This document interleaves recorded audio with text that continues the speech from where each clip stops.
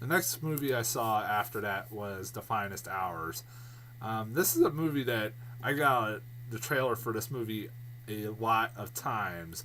I mean, seriously, I was so sick of this trailer.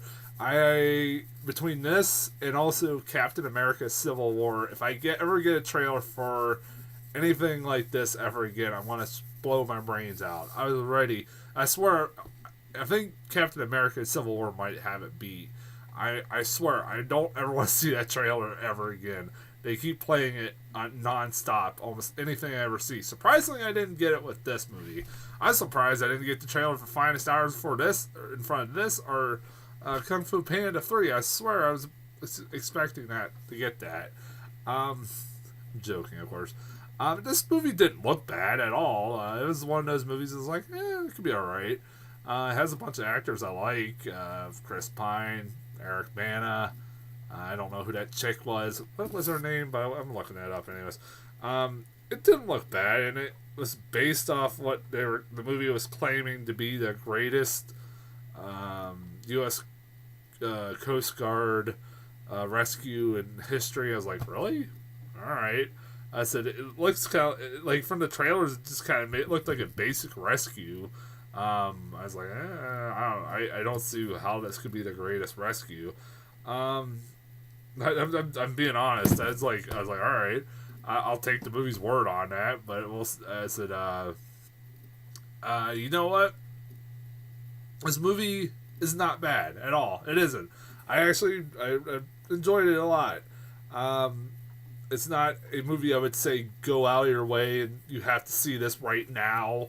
Honestly, I wouldn't even say maybe because there's a lot better out there to see, like Star Wars. I mean, that hasn't been making that much money. The Revenant, um, stuff like that. If you've seen stuff like that already, yeah, you can see it. Hell, Kung Fu Panda 3 is better than this, but this is a good movie, and I would say maybe see it at a cheap theater or rental.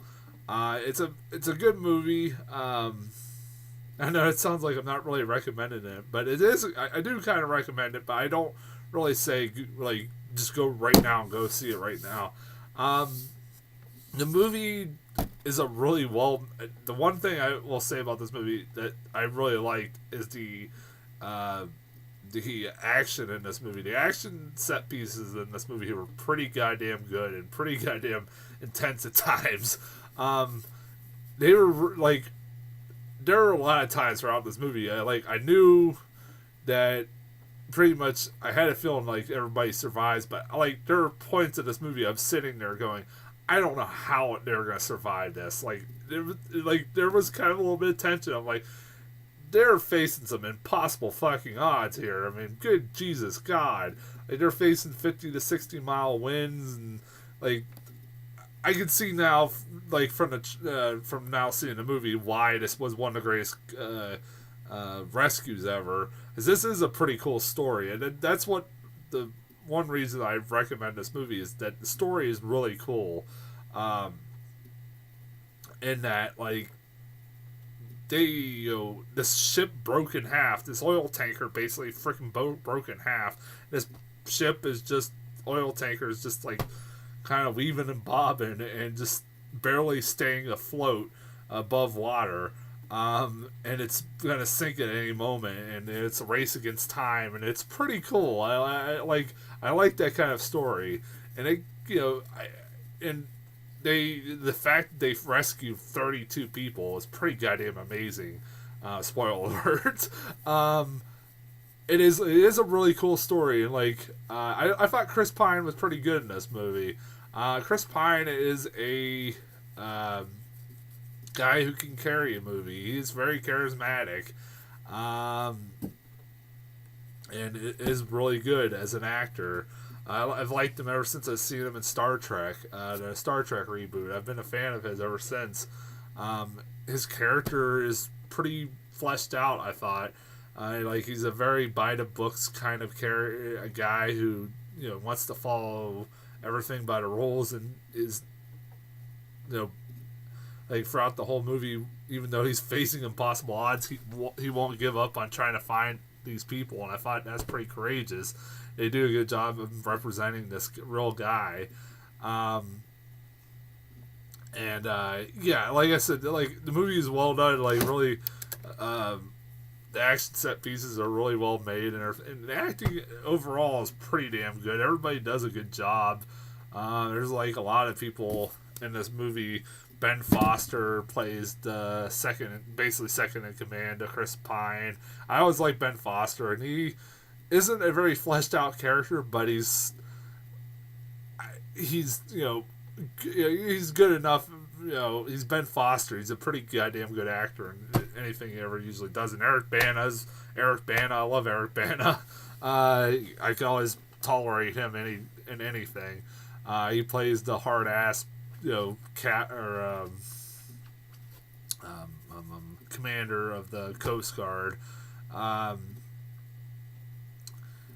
As far as why I didn't love this movie as much, if there's anything I could pinpoint, there's one thing I really could pinpoint that I didn't really like about this movie, and that is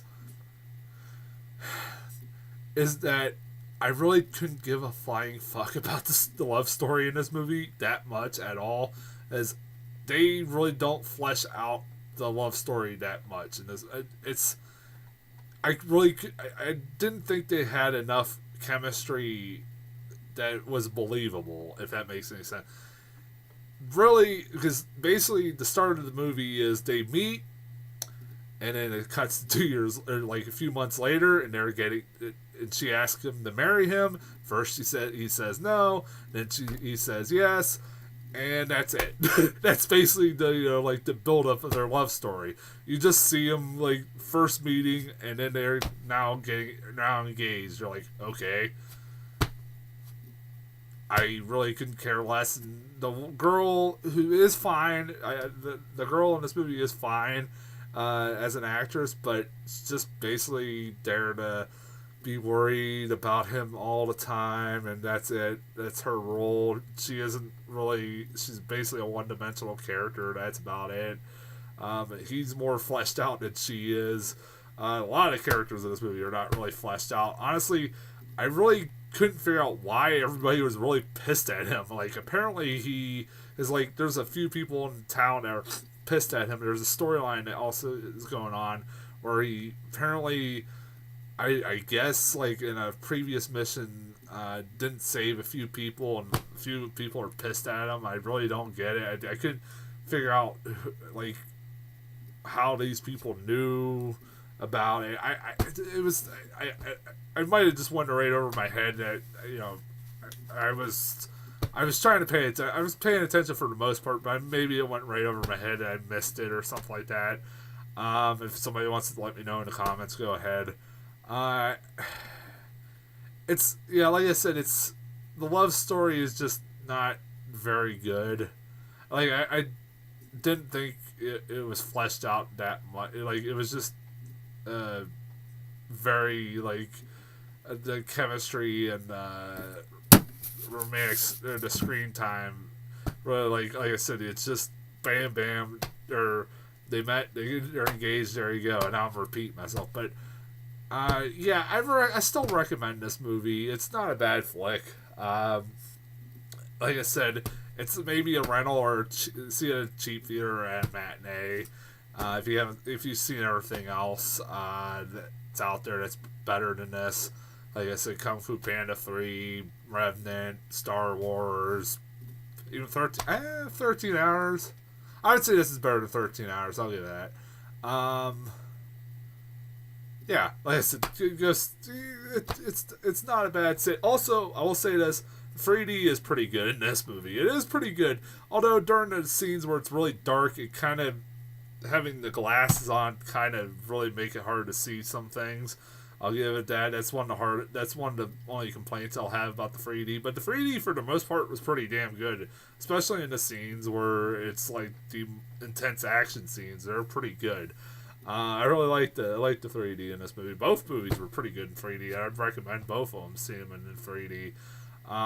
So yeah, that's as far as trailers go, or as the movie goes. As far as trailers go, I only got one new trailer, and that was a short trailer or shorter trailer for the movie Gods of Egypt, which this trailer basically took out all the really horrible CGI from the first trailer. Oh my god, that movie looks so horrible. I cannot wait for that thing. And it's from the guy who made iRobot and The Crow. Wow. Has this guy, like, have a huge step down ever since he did The Crow. Wow. That's all I say. The Crow's a great movie. iRobot isn't. So, I mean, it's just pretty sad. They keep saying the visionary director from iRobot and The Crow. And they put, like, iRobot above The Crow. Like, that's a better movie. No, it's not. Not at all. Fuck you, it's not. And why is your claim to fame iRobot? I know a lot of people do not like that movie. I still laugh at that. Yeah. Yeah, that movie looks really bad, but I kind of want to see it. It looks basically bad. That's as far as trailers go. I'll be back later this week or next week with Hail Caesar and Pride and Prejudice and Zombies. That should be an interesting double feature. And until then, I'll talk to you guys later.